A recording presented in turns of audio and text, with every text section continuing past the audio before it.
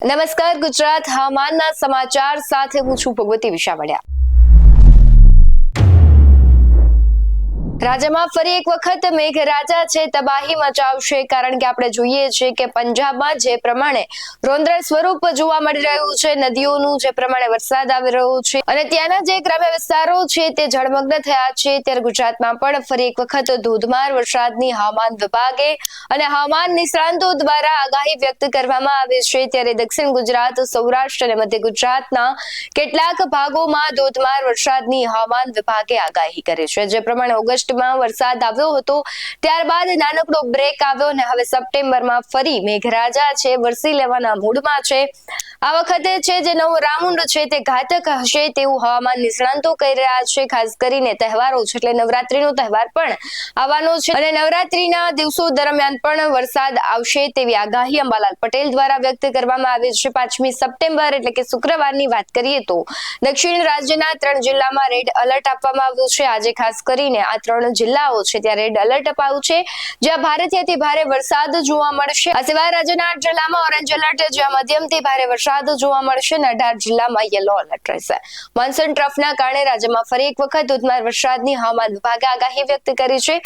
ત્યારે શુક્રવાર એટલે કે આજે નવસારી, ડાંગ, વલસાડ, દમણ, દાદરાનગર હવેલીમાં વરસાદનું રેડ એલર્ટ આપવામાં આવ્યું છે। સુરત, તાપી, નર્મદા, ભરૂચ, છોટાઉદેપુર, ભાવનગર, અમરેલી, બોટાદમાં ઓરેન્જ એલર્ટ જાહેર કરાયું છે, જ્યારે દીવ, ગીર સોમનાથ, જૂનાગઢ, રાજકોટ, સુરેન્દ્રનગર, અમદાવાદ, પાટણ, બનાસકાંઠા, સાબરકાંઠા, મહેસાણા, ગાંધીનગર, ખેડા, આણંદ, વડોદરા, પંચમહાલ, દાહોદ, મહીસાગર, અરવલ્લીમાં વરસાદનું યલો એલર્ટ જારી કરાયું છે। શનિવારની વાત કરીએ તો એટલે કે આવતીકાલે સુરેન્દ્રનગર, સાબરકાંઠા, અરવલ્લી, મહીસાગર જિલ્લામાં રેડ એલર્ટ આપવામાં આવ્યું છે, જ્યાં ભારેથી અતિ ભારે વરસાદ જોવા મળશે। આ સિવાય રાજકોટ, મોરબી, બોટાદ, બનાસકાંઠા, મહેસાણા, ગાંધીનગર, ખેડા, પંચમહાલ, દાહોદ જિલ્લામાં ઓરેન્જ એલર્ટ, જ્યાં મધ્યમથી ભારે વરસાદ જોવા મળશે અને 21 જિલ્લામાં યલો એલર્ટ રહેશે, જ્યાં છૂટો છવાયો વરસાદ જોવા મળશે।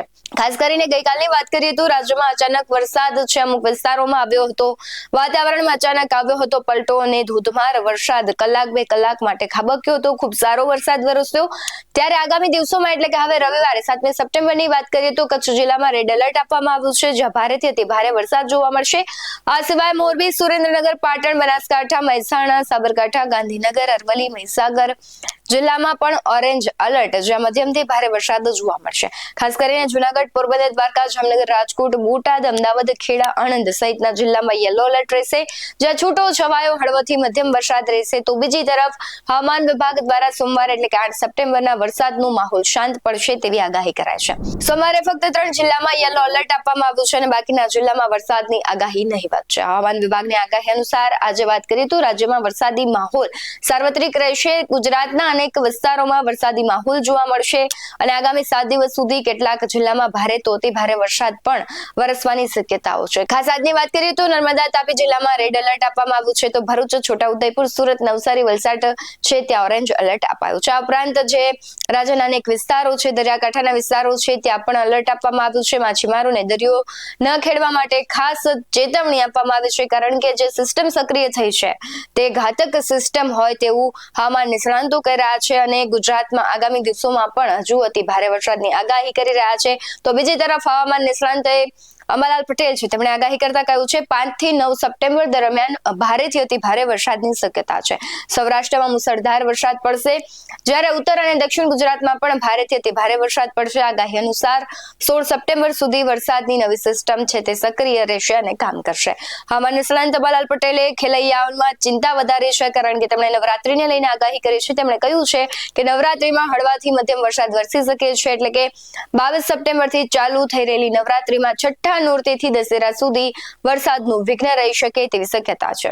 આમ તો ગુજરાતમાં ચોમાસાનો બીજો રાઉન્ડ પૂર્ણ થયા બાદ હવે ફરી એક વખત મેઘમહેર થવાની શક્યતા છે। હવામાન નિષ્ણાત પરેશ ગોસ્વામીએ કહ્યું છે કે બંગાળની ખાડીમાં એક મજબૂત વરસાદી સિસ્ટમ સક્રિય થઈ રહી છે, જેના કારણે ગુજરાતમાં ફરીથી વરસાદનું નવું રાઉન્ડ શરૂ થઈ શકે।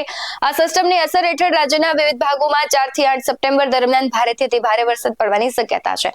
આ વરસાદ ખેડૂતો માટે અત્યંત લાભદાયી સાબિત થઈ શકે, કારણ કે લાંબા સમયના વિરામ બાદ ફરીથી પાણી મળવાથી પાકને નવું જીવન મળશે.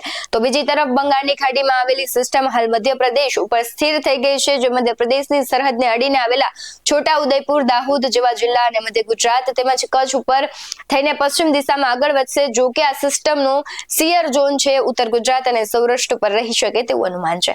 ખાસ આ સિસ્ટમના ટ્રેકને જોતા ગુજરાતમાં સાર્વત્રિક વરસાદ પડવાનો છે. ખાસ કરીને 7 અને 8 સપ્ટેમ્બરના રોજ ભાવનગર, અમરેલી, ગીર સોમનાથ, જુનાગઢ, સાબરકાંઠા, અરવલ્લી, મહેસાણા, ગાંધીનગર અને વડોદરા જેવા અનેક જિલ્લામાં અતિ ભારે વરસાદ પડી શકે છે.